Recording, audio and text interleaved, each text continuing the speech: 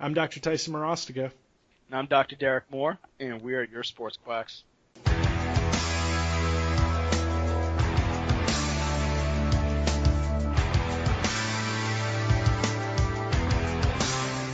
What's going on, everybody? Today we have on our topic patient finances. How to deal with that chiropractic patient who's just coming into your office, may or may not have insurance, and how Tyson and I actually go about dealing with money issues primarily coming from the patient side. So big issues right now that we see in this ever-changing healthcare system is whether or not that they have insurances, what their copay is, what their deductible is. All of this is going to have an effect on that patient picking you and staying with you. Whether you like it or not, usually that's going to be one of the more important reasons why that patient is going to continue to see you. And many plans have higher deductibles. Many plans might have varying type of copays, and then some plans might even have a cap limit to how many visits they'll allot the patient to come see you. So if you're a doc who knows that this is going to be a long-standing problem and may take more than the 12 visits allotted for this patient, you might now have to start to really kind of focus in on how am I going to let this patient's insurance company know that this patient needs extended care. So there's cash models all throughout chiropractic, as well as the insurance models, and then there's companies such as the Joint, which also just give out adjustments for $20. So that's going to play a role into your fee schedule and how much patients may deem your treatment is worth. So, Tice, give the people a background on for your company. Do you generally take insurance? Do you have cash? When patients come to you and they're calling like, "Hey, do you take my insurance?" How do you kind of go through that initial discussion of who is paying for this treatment? Yeah. So like Derek said, patient finances, whether you like it or not, plays the greatest role in whether or not they're going to choose you as their chiropractor or they're going to continue with care. And I'm going to explain, we'll explain later on, and I know I'm going to say it later on, how to get your patients to stay with you, like how to get that. But in my office, when I first opened up, I got the advice from another chiropractor who said, "Hey, the first thing you need to do is call all your insurances and get in network. Doesn't matter, you need to get in network." And I don't think that was a mistake that I made. A lot of people would say that's a mistake because insurances control how much you can make. Mm-hmm. I think overall it was a good thing because it gave me an experience, a good experience. Now, here's the thing. I accept basically every insurance in the state of Arizona. I also have cash prices and I accept Medicare. So, like Derek said, all the time you have to deal with a lot of weird things because now a lot of insurances have deductible. Holy cow! I just watched a dude run across the road and that was the most unathletic movement and dude almost got smoked. Ooh, that was close. But here's the thing. My window looks right out into this busy road. Oh, does it really? Gosh, that was scary. Ooh.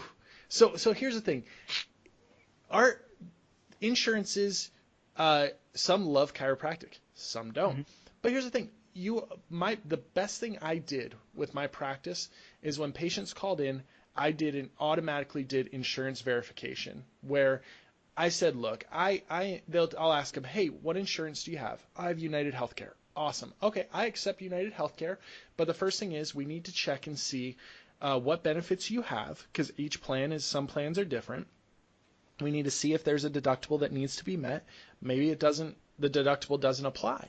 So what I do is I always take their information. You have to take patient name, their date of birth, and then get all the information on their insurance card, and then give them a call. Now, this is where things get real weird because you're going to have to call in Blue Cross, and guess what? It's an automated system, and you're going to sit on an automated system, and you're going to say things, and they're going to come back, and you're going to say, nope, that is not what I said. It's all the time. But then you get information, you get an idea. And then, so when the patient comes in, you have the information to give them, right? You can say, hey, look, here's what it is. Here's what you owe. Here's what you're going to have to pay for this visit. So the most important thing is do a verification up front. Like, make sure you know how much they owe, how much it's going to be. And then understand that the patient has to make a decision. Now, like you said, like there are places like The Joint that give $20 adjustments for cash. They don't really do an exam. They just snap you up, crack, pop, go. Free exam, $30 adjustment, $20 adjustment. But if you're someone who's wondering about chiropractic, or you're a patient, or you're a doctor saying, hey, I want to do that, or maybe I don't, but understand that you get what you pay for. Right. You get what you pay for. And if you go to The Joint and you get snapped up by someone, sorry if you're someone listening to this and you work for The Joint, but everyone I talk to, no one has had a good experience at The Joint. Yeah, and I think deep down the people who work at The Joint know. They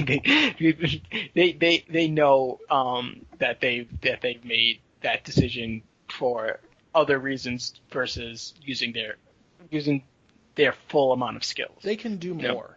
Yeah, and you actually brought up a great point, and where you said that you walk them through that before. Once they get into your office, you actually tell them. Now, that's what I find interesting, because what would happen in my previous clinic is sometimes the patient, when they were doing their intake form, we weren't 100% sure, and we would have to basically bring them into the back room, do their intake, and then take their history, and then before we started treatment, we would have to walk them back up to the front, and then all of a sudden we tell the patient, oh, your insurance doesn't cover this, you now need to pay cash. Yeah.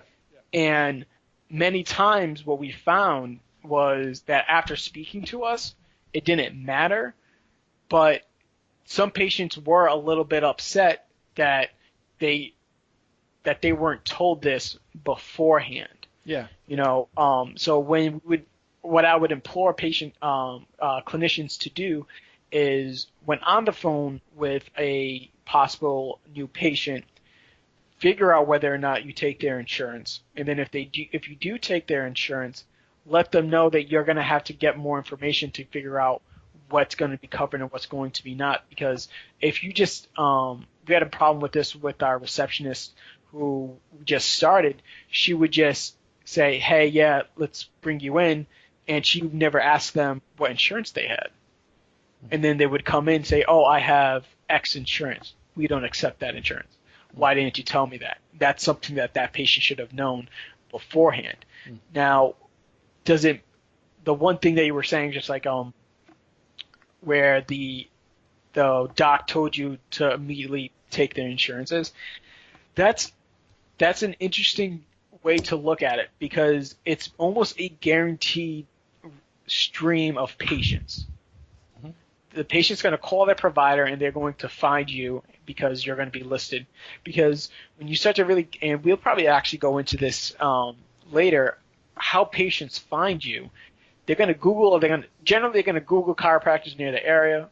They're going to have some type of friend who might have said, like, hey, this is who I went to. You should probably go see that person, or they're going to call their insurance.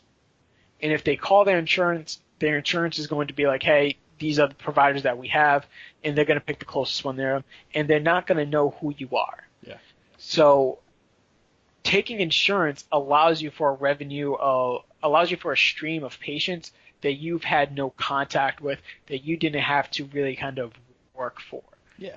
But like you said, Tyson, you sign up for a contract, and it puts you in a box with how much you can actually receive from them. Yeah, you see, that's the debate right there, right? Like, and it pains me when I talk to other chiropractors and they come back and they're like, I say like, oh yeah, I get X amount for these insurances, and they'll insult me like, oh, how do you take that money? Like, that's nothing. And then I go, oh, well, how much? And I'm like, got this like real like scared like, and I ask him, like, well, how much do you collect for your cash visit?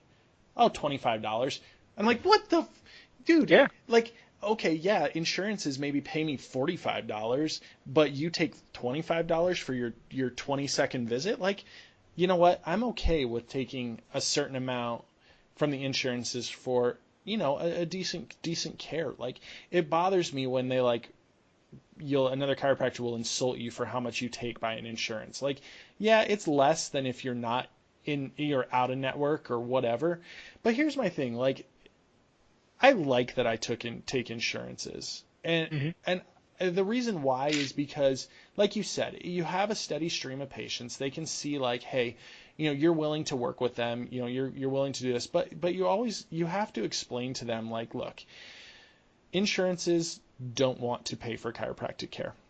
Right. In most cases, like, you're going to have a deductible that needs to be met. So all of these visits are going to end up being paid out of pocket.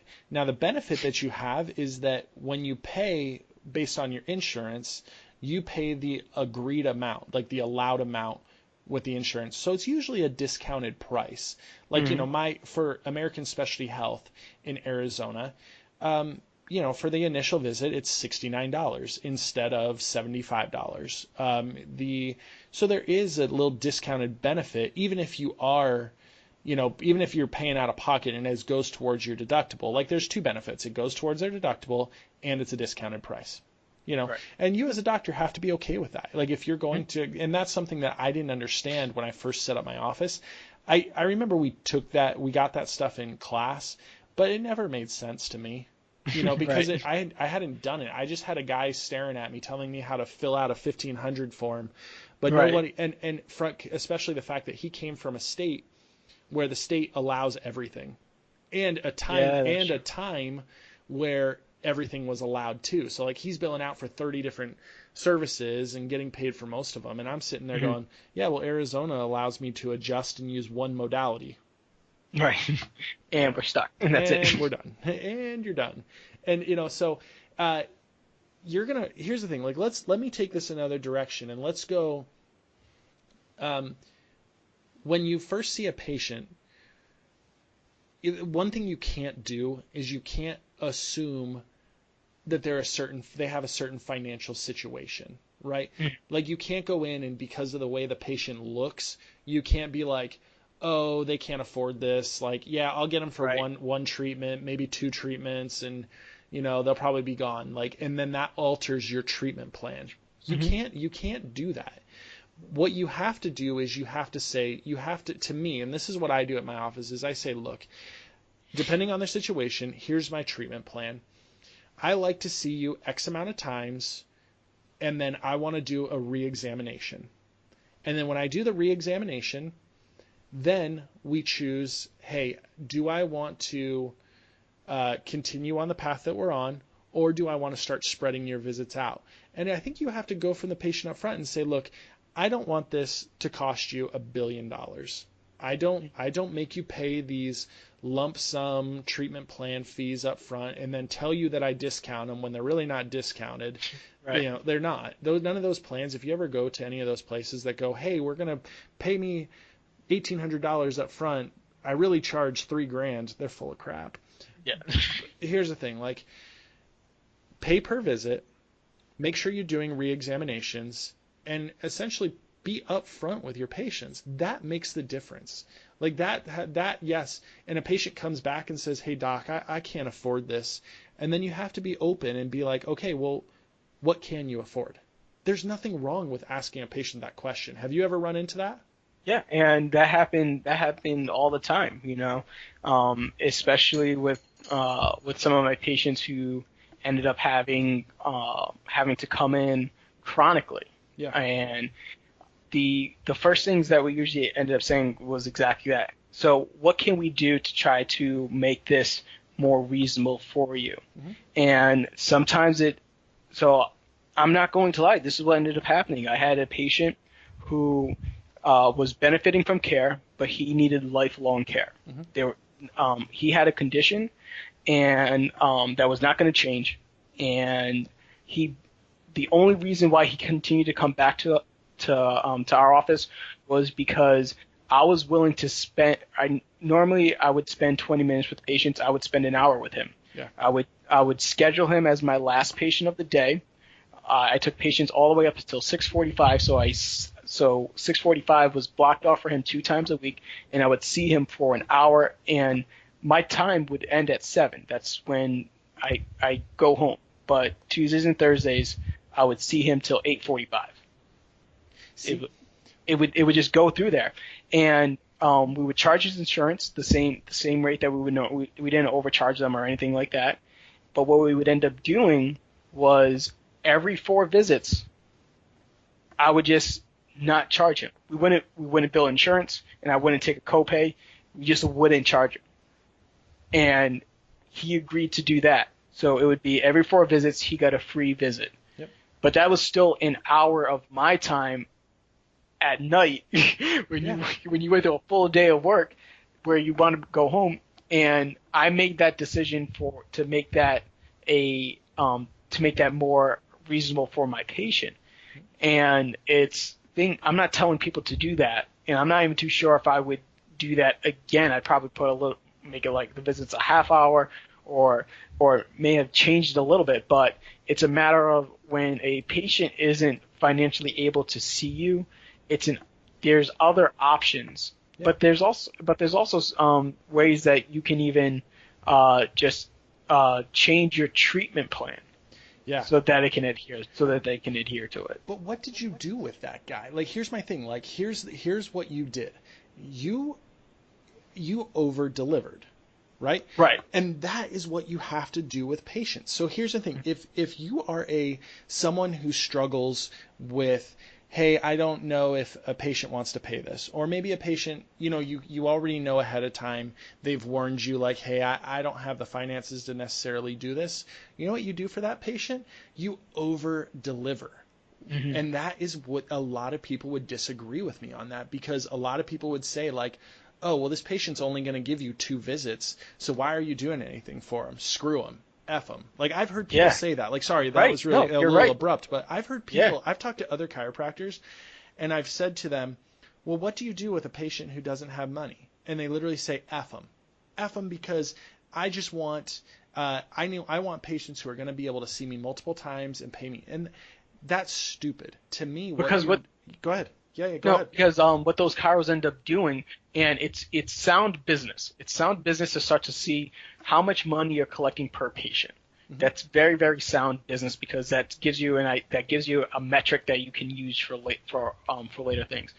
But when it becomes problematic, when the clinician starts to use that metric as the only metric, and it's like, oh, I could get $10,000 out of him because he's he just pulled up PI. in a Porsche. Yeah, right. Yeah, no, you just pull up in a Porsche. I can lie to him. He's easily $3,000. He's easily $700. Oh, this person's going to be an iffy one. I'm only going to get about $300. So I'm not going to treat this person with the same type of care, essentially, as you get with somebody else. And that's a really, really big issue for me. I just don't like that idea of, like you said, of just looking at patients as dollar signs, even though, and it's hard sometimes not to when you're running a business. Yeah. But you can't let that affect your care at the end of the day. I go in with it, and I always say, if a patient comes in and they say, hey, I can only see you for a couple of visits, I over-deliver. I give them more than they pay for. And here's the reason why, is because you don't know how many of those patients can refer friends, families, other people. Because guess what? A person leaves you because they can't afford it. It doesn't mean that they don't like you, and it doesn't mean that they won't refer you to other people. Mm-hmm. You have to take care of these patients as if they're yourself. Think about how you'd want to be treated. There's nothing wrong with a patient coming in and saying, hey, financially they're in a situation, they have pain, they have discomfort, they need to be treated, they've got to be able to work. There's nothing wrong with building a care plan that takes their finances into account. And you know what I do is I go, okay, if you can only see me X amount of times, I'm going to give you more take-home work. I'm going to give you more home care. And then, can I get away with maybe just adjusting you? So I charge less, I just adjust you. But hey, here's more work for you to do at home to get the soft tissue benefits that I would do for you in the office. Now, and that's it to me, is I want to over deliver for all of these patients, because that's what gives you that foundation of being a great practice. That gives you that trust, that people come in and they know that they can rely on you. Because people aren't just cheap. Like, people don't come in and they're not like, oh, I just don't want to pay you. No, people have financial situations that you can't ignore. Yeah, and on the flip side of that too is, as a new clinician, you can't allow for that. I think we even touched on this before. You can't allow for that patient's financial ability to dictate how you explain what's going on to that patient.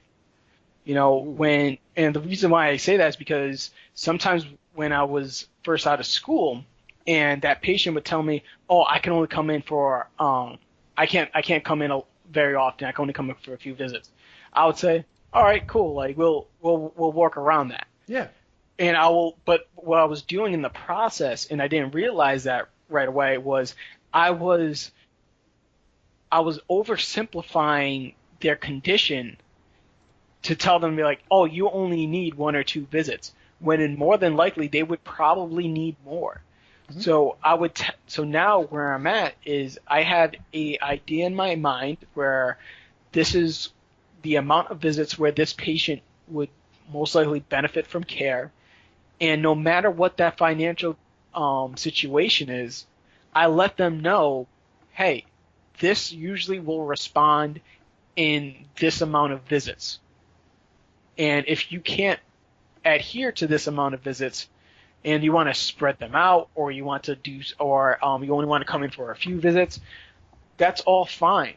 But I can't make you a promise that you will get better with an alternative treatment plan. Mm-hmm. It's just going to be different. I haven't gone down this road. Yeah, and we're many times together.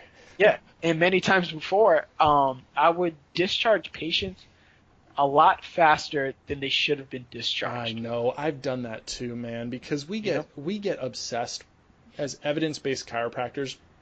We want to get people out, and we want to like take credit, like, oh, I got you better faster, so I'm a better doctor. Yeah, that's a selling point, right? It's a selling point. Like, oh, and I watched a colleague of ours on Instagram posted a thing about how, you know, he's releasing patients after 2 visits, and how proud he is of how you don't need to go to other chiropractors because, you know, I release them so much faster. And I'm like, dude, that's great, and like that's a cool selling point. Like, good for you, but I don't think that that's quality doctorship. Is that a word? Well, doctorness. It's not. Oh, okay. But my question to him is, did you fix? I hate saying fix. Did you get the patient better, or did you just get them out of pain? Right. Yeah. And there it is. Like, so I always make sure that, like, when I explain things to people, it's not, I don't BS them. I don't lie to people. I tell them what's wrong. And I say, in most cases, like, I'll say, look, if you have a movement, if you have a functional issue, it's going to take homework. It's not going to be like, I'm going to fix all your problems. But here's the thing, like, you need consistency of care. Let's be honest, like, most of these injuries, most things people come to you like for, it's not going to be a one-hit wonder. Like, you're not going to snap them up and be like, oh yeah, you're walking again. Like, most cases, and even like, hey, seeing them once every 2 weeks, you know, once every whatever, it's usually not enough. What it takes to make changes in tissue, it takes consistency. It takes, 2 visits a week. It takes, 1 visit a week, consistently making those changes. That's what it takes. And I think you have to explain that to people. You have to really help them understand.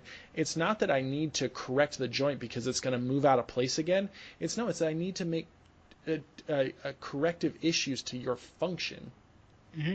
And generally, I will actually end up a good outcome for a patient will usually, for me, look like the last 2 to 3 visits that we see them before they either enter into what we call either performance care or just get discharged fully, is their visits are pain-free. Mm-hmm. They're in there and like, hey, where's your pain now? pain's gone, still gone, good. Let's schedule in for a 2-week follow-up, a 3-week follow-up, and then usually it's just like, hey, let's go for unless unless they're doing something where we deem that it might be more necessary for them to get more body work more regularly. It's usually, hey, let's see you in 4 weeks, and then if everything's good, then that's it, and we do the discharge. Then at that point, that's fine, but you should still consistently see them when you think that they're better. Mm-hmm. At least a few times, yeah. just to make sure that they're doing okay, because it's not like you're coming in and you're not doing anything and you're moving up. If you still even feel as though like, hey, the adjustments are working and the muscle work is working, and they're no longer in pain, you don't need to do as much, so get more into your active care. Yeah. Figure out how you're like, hey, he has a really bad hip. Let's really, in this visit, let's just hammer the hip a little bit more. Let's focus that a little bit more, and maybe even start to talk about their nutrition, talk about different things that's going to have effect in their longevity versus what they first initially came into, and show them, hey, don't just come to me when you have pain. Mm-hmm. Use yourself as a valued resource that you are and that you've paid for, and allow for your patients to see you as that too. Yeah. So let me add to that. So when a patient comes in and you are literally just a conveyor belt of snap, snap, snap, move, move, move, done, done, done, that creates an atmosphere as you're not a doctor. You lose that value to me. So if you want someone to really understand and be willing to make a financial commitment to you, when they come in, you need to be speaking to them. You need to be retesting. If a patient comes in and you're not doing a quick orthopedic test to assess where they're at every single visit, you're missing it. You're doing it wrong. I'm telling you right now. Because yes, it takes time. It's going to take you 2 minutes to do a piriformis stretch test. It's going to take you 2 minutes to do a straight leg raise. But here's the thing. People understand value because you're talking to them. You're caring for them. If you're like, hey, lay face down on the table, boom, boom, boom, twist, twist, twist. Even as a sports chiropractor, you get locked in. You just want to pull the trigger and move and twist and whatever. But if a patient comes in and knows that every single time they get seen by you, they get some sort of examination, they get some sort of one-over, then it adds value to when they want to come in for that monthly visit, that monthly, whatever you want to call it, your wellness visit, you want to call it your body work visit, you want to call it your performance visit. People understand that value and are willing to be like, okay, yeah, I get it. When I come in this month, if I have a new complaint, you're going to look at it. You're not just going to do the same old rigmarole of whatever you do, right? Right. Does that make sense to you? To me, I don't know if you do that, but I do that. I always do a quick ortho. Yeah, and it's generally, it may not be a specific ortho. It will just be a pain provocating position. Yeah, yeah. If it was just like, hey, it always hurt when I put my arm at my shoulder at end range shoulder flexion. Okay, does it hurt now? No. But if he was an athlete and he's CrossFit and he's hanging from a bar, we hang him from a bar at that point. Does it hurt there? Oh, it hurts there now. So if all we did was, hey, shoulder hurt, doesn't hurt anymore, but we didn't put them in a more stressed position, we may have missed something. So always that test, retest, and that audit system is going to make you, once again, like you even said, a better clinician, a better doctor, and it's going to show the patient your value and why you continue to recommend care. Now, don't use that to your advantage either. Don't crank their shoulder in an impingement sign and be like, oh, does this still hurt? And it's like, yeah, well, yeah, because you're impinging on structures. It's going to hurt. Yeah. It's a matter of be honest with your assessment, and for once it's going to go in a little bit into the insurance aspect, but that's the reason why you take good notes from the beginning, so you can look back on it and be like, hey, it used to hurt when you did this, now it doesn't. We're making progress. Let's keep doing what we're doing.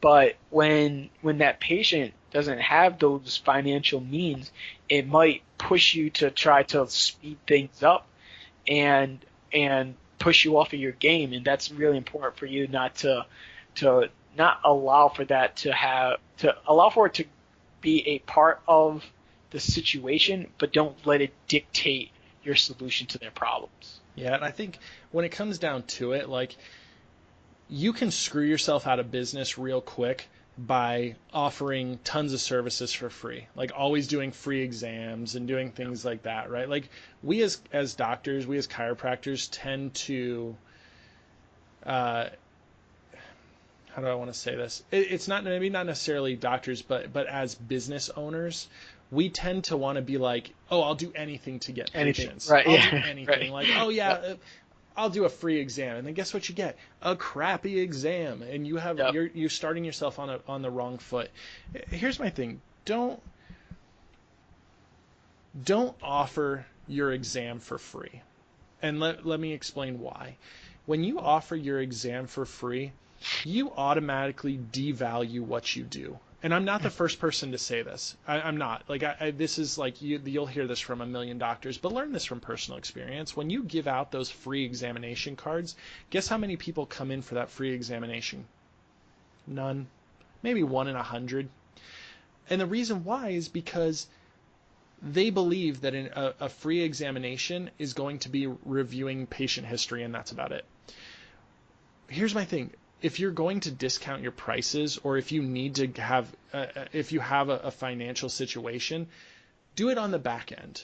Do it on the back end with visits, or trying to create a situation where patients can come see you, but give them a quality exam. Show them your value. Show them, what you do as a chiropractor. That as sports chiropractor, let me say that you're better than the rest of the people around you. So, here's the thing. You're going to run into these financial concerns all the time. Like, they're not going to be new. And just because you're a good chiropractor doesn't mean that, like, you're not going to run into it. I see it every single day.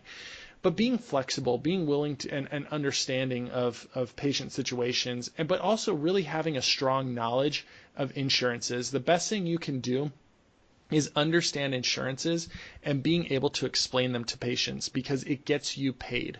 It gets you paid, and it gets you working within guidelines. And guess what?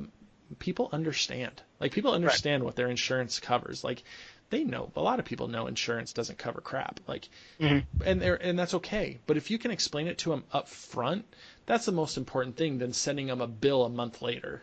Right. And Tyson and I have had that experience with patients, and we've gone through it. As we know, a lot of you clinicians out there listening have gone through it too. So we'd appreciate if you guys leave us some messages. Let us know how you've worked around some of these financial situations, and maybe we're wrong. Maybe you have a better way of dealing with this, but we would love to have a discussion with you guys and really kind of make it accessible to more and more clinicians out there who might have been having some of the same struggles.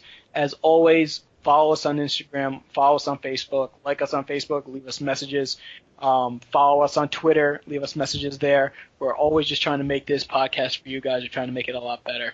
Other than that, you guys have a good night. We'll talk to you later.